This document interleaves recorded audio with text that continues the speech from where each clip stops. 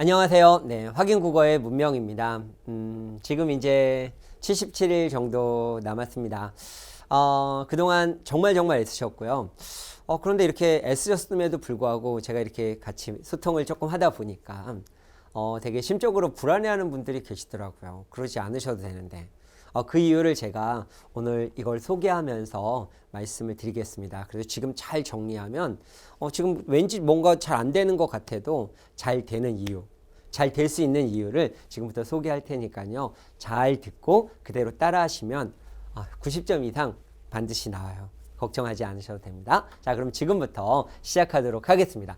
저는 이렇게 두 개로 갈 거예요. 이제 국가직은 77일 정도 남고 지방직은 144일 정도 남았어요.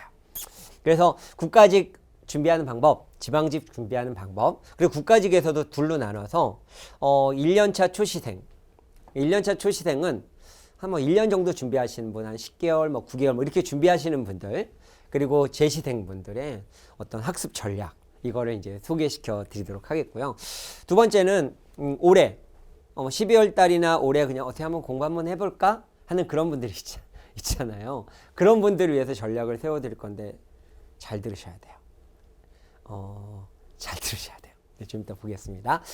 지방직은 이제 역시 같이 진행해 나갈 건데, 이게 중복되는 게 좀 있어요. 그러니까, 여기서 말한 거 여기서 말 안 할 거거든요. 그러니까 처음부터 지방직 준비하시는 분은 쭉 같이 들어나갔으면 좋겠다라는 생각을 합니다. 자, 그럼 지금부터 77일 90점을 잡아라! 들어가보도록 하겠습니다. 먼저 초시생, 재시생 학습 전략입니다.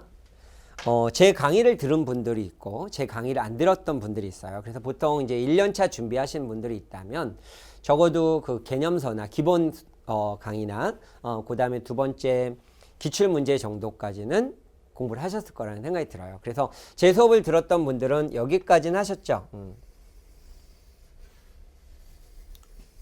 여기까지는 끝내셨을 거예요. 그리고 제 교재 앞에 60일 스케줄표가 있었기 때문에 스케줄대로 초반에 좀 열심히 공부하고 나중에는 한 30분 정도로 유지해서 공부해라 라고 말씀을 드렸기 때문에 아마 이렇게 끝내셨을 거라는 생각이 듭니다.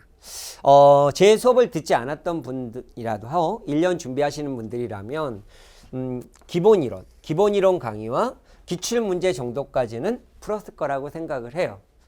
이 형태에서 제가 이제 앞으로 이후 준비해야 될 전략을 세워드리도록 하겠습니다. 자, 먼저 첫 번째 이제 영역별로 할게요.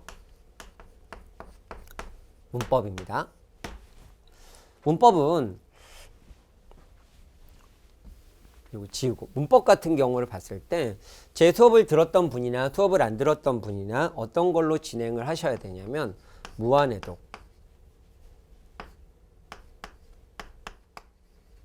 이유를 얘기를 할게요. 무한해독과 기출백서 다시 하시는 겁니다. 문법이 틀리는 이유는 둘 중에 하나예요. 그러니까 모르고 틀리는 경우랑 아는데 틀리는 경우. 이건 활용하지 못하고 적용하지 못해서 틀리는 이유거든요. 근데 지금 예공님들이 예공님은 이제 수험생을 예공님이라고 합니다. 예비 공무원 예공님들이 문법이 지금 많이 공부했음에도 불구하고 되게 불안하고 문제 풀면 틀리잖아요. 그 이유는 지금 말했던 것처럼 모르거나 체화가 안 돼 있기 때문이에요. 자, 예를 먼저 들고 갈게요. 제가 이제 문제에서 예를 들게요. 자, 이 부분을 볼게요. 딱 보면 어떤 문제인 줄 알죠?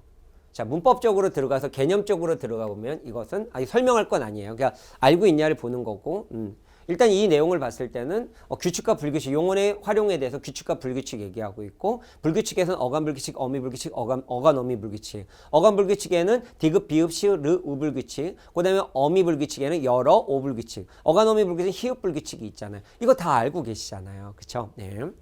그런데 알고 있고 문제도 많이 풀고 무한해독 했는데 딱 보면 답이 안 나오는 분들이 계셔요. 한번 잠깐 정지 버튼 눌러놓고 풀어보실 분은 풀어보셔도 좋아요. 됐죠? 이건 답은 4번이에요. 그럼 왜 안 되냐? 안 되는 거예요. 이게 딱 적용이. 그래서 이거를 하기 위해서는 다시 돌아와서 개념을 이 사례를 통해서 몸에 딱 체화시키는 작업과 문제를 어떤 활용하는 방법이 계속 익숙해져야 돼요. 그래서 무한해독 같은 경우를 어떻게 들으시냐면 한번 들었기 때문에 한번 들었던 분들은 이제 어느 정도 알잖아요. 그럼 1.5배속으로 들으셔도 되고, 만약에 제 강의를 처음 듣는, 개념이 정리가 되어 있는 상태에서 처음 듣는 분들은 1배속으로 들으셔야 돼요. 처음 들을 때는. 그럼 1.5배속으로 들으면 저기에서 30분뿐이 안 되거든요. 그럼 이거 평균 30분인데 이걸 1.5배속으로 하면 한 20분 정도면 듣잖아요. 그럼 하루에 하나씩 들면 한 60일 정도 한다고 했을 때 우리가 준비하게 되는 게 60일 정도 하게 되면 2달이면 끝나는 거잖아요. 그렇게 되면 완전히 몸에 입혀져요. 그렇게만 되면 안 되고요. 이 무한해독에 대한 문법의 진도에 맞춰서 기출백서를 또 푸는 거죠. 그 문제를 푸는 과정에서 문제를 적용하는 연습을 병행을 하는 거고, 이거를 가지고 역시 또 이해독 정도를 하는 거예요. 문법은 손에서 놔버리면 안 돼요. 그래서 이걸 계속 꾸준히 해서 5문제는 반드시 맞춰야 되는 겁니다. 5문제는. 그러니까 이거는 뭐 고민하지 없이 딱딱 보고 시간도 단축시켜야 돼요. 네. 뭐 20초, 10초 안에 다 풀어버리는 거죠. 그럼 비문학의 시간을 많이 할애하게 만들어 줘야 된다는 겁니다. 그러니까 자꾸 불안하신 이유는 잘 하셨어요. 이제 마무리만 잘 지면 어려움이 없다라는 겁니다. 그리고 두 번째 문법의 단계는 이 형태로 공부하셔야 돼요. 알겠죠? 그러니까 시간은 많이 되지 않아요. 이거 하는데 뭐 하루에 2, 30분? 뭐 이거 만약에 월수금 한목 이거 한다면 조금 하는데 이거 한 30분, 1시간 정도씩만 투자를 하시면 되는 그런 형태가 된다. 이렇게 보시면 되겠고. 자, 그 다음에 이제 들어가서 이제 비문학으로 가보도록 할게요. 사실은 이제 국가직의 문제를 이제 살펴보면 문법에서 어려운 문제 한 문제 정도가 나올 거예요. 그러니까 한 문제 정도를 잘 해결하고, 그 다음에 이제 비문학 같은 경우는 사실 최근에는 이제 비문학에서 변별력을 주고 있어요. 그쵸? 그래서 비문학 같은 경우는 진짜 준비를 많이 했는데 실력이 생각보다 잘 안 올라요. 그래서 그거에 대한 전략을 지금부터 세워드릴게요. 저는 비문학을 두 부류로 나눴어요. 일단 고등학교 때 자기가 국어 영역 1등급, 2등급이었던 분들은 어느 정도 해요. 이 분들은 방향과 방법을 알고 좀 훈련만 하면 자신감 있게 봐요. 그런데 3등급 이하였던 분들, 이거 언어 능력이기 때문에 능력은 갑자기 변하는 건 아니거든요. 그런 분들은 좀 연습을 많이 해야 돼요. 어떻게? 그 방법을 지금부터 소개할게요. 문제집은 어떤 걸로 하시면 좋겠냐면요. 일단 비문학 시간 단축. 하셨던 분들은 한번 다시 하셔도 좋아요. 안 하셨던 분들은 비문학 시간 단축과 그 다음에 기출백서. 비문학 시간 단축 훈련 교재 강의 수가 13강이고 25분뿐이 안 돼요. 문제는 되게 많습니다. 문제는 한 400문제가량 될 거예요. 그래서 13강에다 25분뿐이 안 되니까 이 강의를 들으면서 제가 어떻게 풀라라는 방법들을 소개를 해요. 그러면 그걸 가지고 훈련하면서 이게 같은 유형으로 되어 있거든요. 같이 반복해서 연습하면서 그 사고를 만들어야 돼요. 비문학은 문제를 많이 푼다고 오르는 게 아니에요. 사고 능력을 바꿔야지 오르는 거예요. 그래서 제가 여기에서 사고 능력을 바꾸는 훈련을 시킬 건데 그거를 계속 몰아쳐서 시험 볼 때까지 가져야 돼요. 이건 정말 중요합니다. 그래서 이런 거예요. 잘 안 바뀌어요. 사고 능력을 만들어야 변하는 겁니다. 그래서 그런 게 있어요. 어떤 분이 그러더라고요. 합격했던 분들이 합격했던 분이 아니라 국어는 점수가 잘 나왔는데 다른 걸로 안 떨어진 분들이에요. 그분들이 하는 얘기가 뭐냐면 교수님하고 했을 때 비문학 잘 나와서 시험 잘 봤는데 지금 다시 하면 또 틀려요 라고 하는 분들이 있어요. 사고 능력이라고 하는 건 지금 잘 안 바뀌는 거거든요. 그럼 만들어 놓고 놔버리면 원래로 가요. 그러니까 다이어트랑 똑같아요. 살 빼놓고 조금 신경 안 쓰면 원래로 돌아가는 것처럼. 그러니까 우리는 이 마지막 기간 동안 시험은 또 아주 어려운 건 아니니까 몰아붙여서 계속 반복적으로 생각을 하면 딱 되는 거예요. 그 방법들을 제가 지금부터 간단하게만 소개할게요. 물론 여기서 훈련을 시키는데 한번 볼까요? 비문학은 제가 이런 식으로 해요. 맨 처음에 푸는 단계가 실전처럼 문제풀이를 해라. 빨리 풀어야 돼요. 네, 일단 풀고 그 다음에 두 번째 뭐라고 얘기하냐면 답 확인하지 말고 다시 푸는. 확인하면 안 돼요. 네, 답을 확인하면 안 되고 다시 푼다. 다시 푸는 거. 그럼 다시 풀 때는 제가 여기서 ELP 능력을 만드는 방법을 소개해요. 어떻게 가라는 거. 그리고 중요한 건 뭐냐면 여기서는 틀리면 안 돼요. 시간이 가더라도. 그리고 나서 답을 확인하고 난 다음에 이제 내가 이 두 개 하는 과정 속에서 천천히 빨리 풀었을 때랑 천천히 풀었을 때 나의 문제풀이 사고 능력의 문제점이 무엇이 있었는가. 뭐 이걸 찾는 거죠. 시간이 많이 간 게 뭔가, 오답이 많이 나온 게 뭔가를 형광펜으로 칠해놓고 그 칠해 놓은 건 나중에 계속 반복적으로 보면서 내가 어떻게 접근할 거야, 어떻게 접근할 거야 계속 생각해 줘야지 변해요. 자, 표시 안 한 건 안 하셔도 돼요. 네. 안 된 건 언제 해도 안 돼요. 그런 것들을 만들어 놓은 거죠. 그리고 나서 오답 문제를 반복 문제풀이를 한다. 계속 나중에 볼 때까지 반복적으로 활용하는 거. 그래서 제 수업을 들었던 분들은 계속 병행을 하시면서 가시고, 안 들었던 분들은 비문학 시간 단축 강의를 들으면서 기출백서를 가지고 계속 반복적으로 활용하고 저런 방법들을 병행하시면 비문학이 뭐 그렇게 부담되지 않고 지금 비문학으로 변별력 줄 때 우리는 좀 편하게 풀 수 있는 힘을 만들 것이다. 이렇게 보시면 돼요. 자, 세 번째는 이제 문학입니다. 자, 문학에 대해서 얘기하는 거, 문학은 주로 잘 잡아야 될 게 뭐냐면 일단 기본 이론서, 개념서에 나와 있는 내용을 가지고 잘 학습을 좀 하시면 좋을 것 같아요. 특히 고전 문학 같은 경우는 지금 이제 출제 비중이 엄청 높잖아요. 그래서 좀 많아졌어요. 근데 고전 문학을 좀 부담스러워하는 분들이 많은데 보통 이제 11종 교과 과정에서 많이 나와요. 그래서 교재의 내용들이 다 있으니까 그 내용을 학습하시고, 그 다음에 또 하나는 이제 기출 백서를 통해서,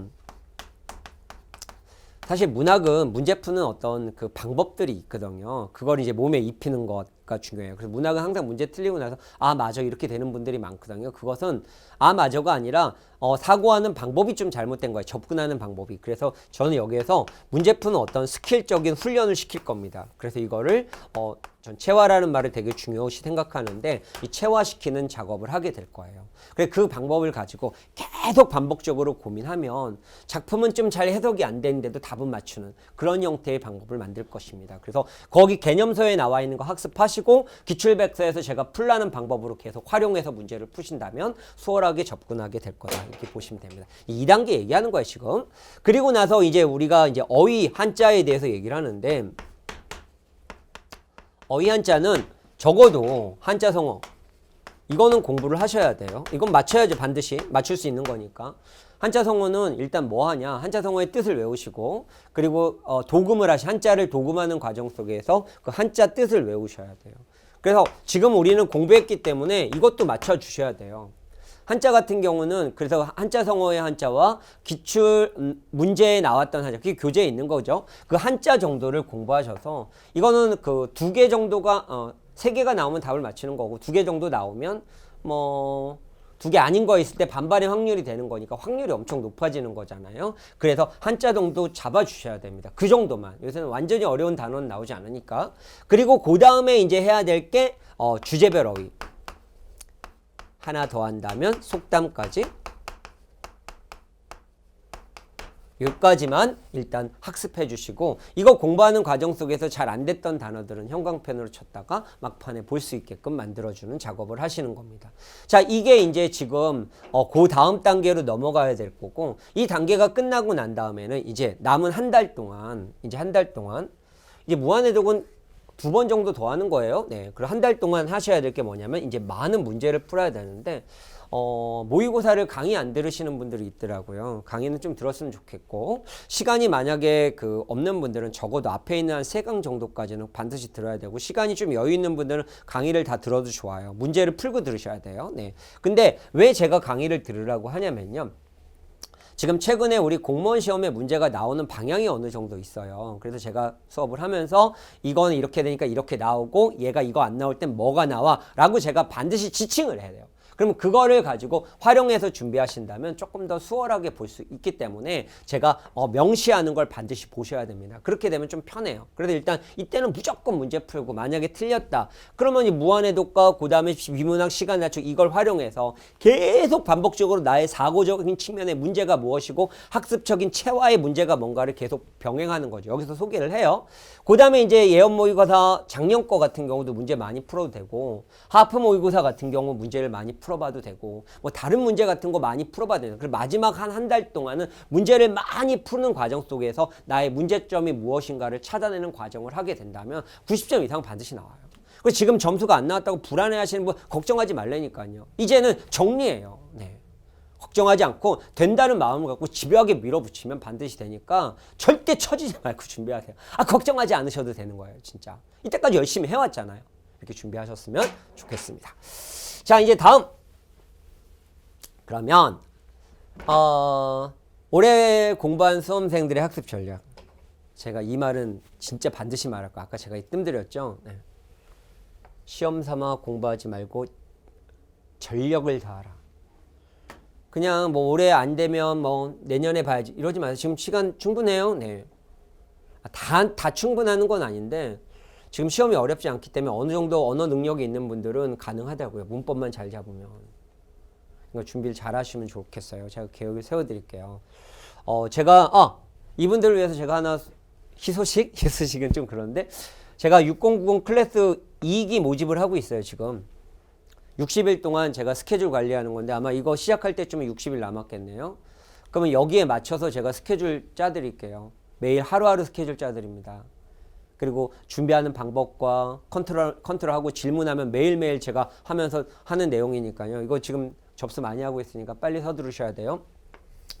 이렇게 되겠고 만약에 클래스를 신청 안 하시는 분들이 있다면 일로 보시면 될 것 같은데요. 일단은 확인 국어의 기본 1호 봤을 때 여기에서 이건 같이 반드시 병행을 하십니다. 먼저 하시면서 문법이 아마 24일 이 스케줄 표대로 진행하면 24일 정도면 얘가 끝나요. 그럼 이게 끝날 때 손 놓으면 안 돼요. 우리 문법을 잘 잡아줘야 되거든요. 그래서 문법은 좀 계속 체화하는 과정이 필요하기 때문에 아까 말했던 것처럼 여기에서 무한해독 2000제를 하루에 한 번씩 끝났다고 해서 놓지 말고 하루에 빠른 배속으로 계속 들어나가는 거죠. 그리고 이제 여기에다가 플러스로 뭐가 되는 거냐면 나가게 되겠고 이걸 가지고 계속 병행해 나가는. 그리고 이제 나중에 봤을 때 그 무한해독이 끝날 때쯤 돼서는 이제 여기에서 또 뭐가 될까요? 기출백서를 같이 해서 문법을 어떻게든지 잡아줘야 되는 거죠. 그래서 이제 이렇게 하고 나서 이제 기출백서 강의를 들을 거야. 스케줄표는 얘한 다음에 기출백서를 강의를 듣게 돼요. 그럼 기출백서 끝나고 나서도 무한해독과 기출백서를 계속 병행해 나간다면 문법은 안 틀릴 거예요. 네. 근데 이건 한 번 해놓고 딱 놔버리면 안 되고 계속 체화하는 과정과 활용하는 방법 아까 말했으니까 그거 잘 지켜주셔야 되고 그 다음에 이제 비문학에 들어가면 비문학에 대한 훈련을 얘로 하시면 돼요. 문학이 들어가면 얘 훈련을 하시고 지금 시간상 비문학 시간 단축 교재까지 하기가 좀 힘들기 때문에 이렇게 해서 마무리해 주시면 되겠고 어휘 같은 경우는 한자성어 중심으로 한자성어만 공부하세요. 네, 시간이 없으니까. 한자성어는 반드시 나오는 거니까 아까 소개했던 방법으로 먼저 뜻 외우고 도금하는 정도까지는 해주셔라 라고 하는 겁니다. 그리고 나서 이제 나중에 한 20일 정도 30일 정도 남으면 여기 나와 있는 이거는 계속 또 반복적으로 돌리면서 무한해독과 기출백서를 가지고 계속 반복적으로 앞에 소개했던 것처럼 활용을 하게 된다면 자기가 언어 능력이 좀 있었던 분들은 그냥 90점 이상 나올 경우 많아요. 작년에도 되게 많았어요. 그냥 한번 시험 삼아 보려고 했는데 제가 계속 잔소리를 했거든요. 그러지 마라 라고 했더니 그냥 준비해서 9원 점수가 확 잘 나오는 분들이 많았습니다. 다 맞으신 분도 있었어요. 그러니까 문법이 틀리지 않으니까 다 맞게 되는 거죠. 언어 능력은 원래 있었고 어휘는 좀 찍은 것도 있고. 그러니까 제가 예국님들에게 말씀드리는 건 그냥 공부하지 말고 전력을 다해서 공부하고 만약 이렇게 해서 안 됐다 하더라도 뭐 그런 내공이 만들어져 있기 때문에 이제 그걸 가지고 공부하는 방법이 더 수월해져요. 이렇게 만드셨으면 좋겠다 보시면 되겠습니다. 자, 그러면 이제 지방직입니다. 지방직은 뭐 77일, 144일이니까 일단 초시생, 재시생 하셨던 분들은 뭐 이거랑 동일하게 계속 돌려주시면 될 것 같아요. 문법에서 무한해독과 기출백서를 가지고 계속 또 반복 활용하고 나중에 곱하기 2 하셔도 상관없어요. 네. 문학 같은 경우 곱하기 2 하셔도 상관없어요. 네. 이것도 곱하기 2 하는 거예요. 네. 곱하기 2 하는 거고요. 조금 더 집중을 해도 상관없죠. 시간이 많고 우리는 나름대로 지방 어느 정도 정리가 되어 있으니까. 그러니까 이거는 동일한 거고요.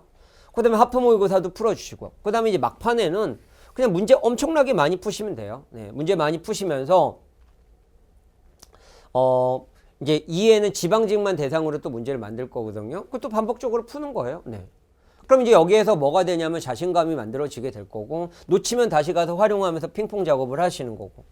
그리고 제가 이제 낯선 문학 작품에 감상하는 스킬법 훈련 소개할 거고요. 그 다음에 이제 비문학의 어떤 스킬적인 훈련까지 소개하면서 또 일로 가게끔 활용하는 방법들을 계속 말씀을 드릴 테니까 그걸 따라와서 움직이신다면 어려움 없이 잘하실 거다 이렇게 보시면 되겠습니다. 알겠죠? 그러니까 충분해. 지금 잘했는데 안 되는 불안하신 분들은 마지막에 이런 활용이 얼마나 나중에 자신감이 생기냐 한번 보세요. 그리고 언제쯤 자신감이 생기냐면요. 모의고사 한 5회 정도 풀다 보면 이제 나 됐어 라는 느낌이 들어요. 네. 자, 다음 올해 공부하는 지방직을 준비하시는 분들 144일이면 완전 충분해요. 네. 이건 처음 스케줄로 가세요. 네. 이렇게 하면 됩니다. 60일 스케줄표대로 움직이세요. 네. 교재에 딱 나와 있는 60일 스케줄표, OT에서 소개했던 대로 가시면 되겠고 60일 스케줄표로 강의를 들으시고 지금 뭐 600 클래스 빨리 들어오시려면 들어오셔도 되겠고 그리고 나서 이제 아까 동일하게 방법으로 뭐 보고 모의고사 보시면서 진행해 나가면 되는 그런 형태입니다. 그러니까 이 경우는 뭐 시간 쫓길 것도 없어요. 지방직을 목표로 하시는 분이 있다면 그냥 이거 60일 계획표대로 시간 초반에 조금 시간을 빡 투자해서 가시고 나머지는 뭐 지금 이와 같은 방법으로 계속 진행해 나간다면 시험 보는데 뭐 어려움은 없이 좋은 결과가 나올 거다 이렇게 보시면 되겠습니다. 제가 예국님께 당부를 드리는 건요. 지금 걱정하는 시기는 아니에요. 저는 항상 얘기하지만 그 두려움과 설렘은 동일한 감정이라 불안함과 설렘은 동일한 감정이라고 보는 거거든요. 네. 근데 너무 두려워하면 사람이 처져요. 설레면 기대돼서 에너지가 나오는 거예요. 물론 잘 조정은 해야 됩니다. 그래서 점수는 국어는 반드시 나오는 거고요. 처음 이렇게 했을 때 어느 정도 알지만 점수가 안 나오고 문제가 자꾸 틀리는 것은 내가 정리가 안 돼 있기 때문에 그래요. 이게 완전히 몸에 입혀 있지 않기 때문에. 그러니까 확 되면 되는 겁니다. 모든 능력 만들기를 한번 보세요. 수영 같은 경우도 배울 때 처음에 안 되고 뭐 음파 머리 받고 머리 듣고 막 이러다가 나중에 어느 순간 되면 자연스럽게 잘 가는 거잖아요. 근데 그 과정이 거의 다 온 거예요. 이제 음파하고 나서 어느 정도 됐는데 이제 여기에서 못 나가는 거거든요. 이제 이게 문제를 풀고 몸에 익숙해지면서 이제 자연스러운 행동이 나오게 되는 거예요. 그러니까 절대 지금까지 한 게 헛된 게 아니라는 거 분명히 알고 계시고요. 이걸 잘 만들어서 한다면 그 대신 제가 부탁드리는 건 진짜 간절한 마음을 하셔야 돼요. 그리고 하나 더 걱정보다는요. 이게 잔소리라네. 걱정보다는요. 계획을 세우고 지키면 돼요. 알겠죠? 그러면 반드시 나올 거니까 걱정하지 마시고 어려움이 있으면 언제든지 방향적인 측면에 문의하고 싶으면 저한테 물어보시면 제가 방향 제시하도록 하겠습니다. 자, 그럼 지금부터 열심히 준비해서 남은 77일 잘 준비해서 해서 우리가 꼭 원하는 결과를 우리가 원하는 목표를 쟁취했으면 좋겠습니다. 화이팅 하시고 저도 응원하고 최선을 다해서 앞으로의 강의 준비하도록 하겠습니다. 감사합니다. 화이팅!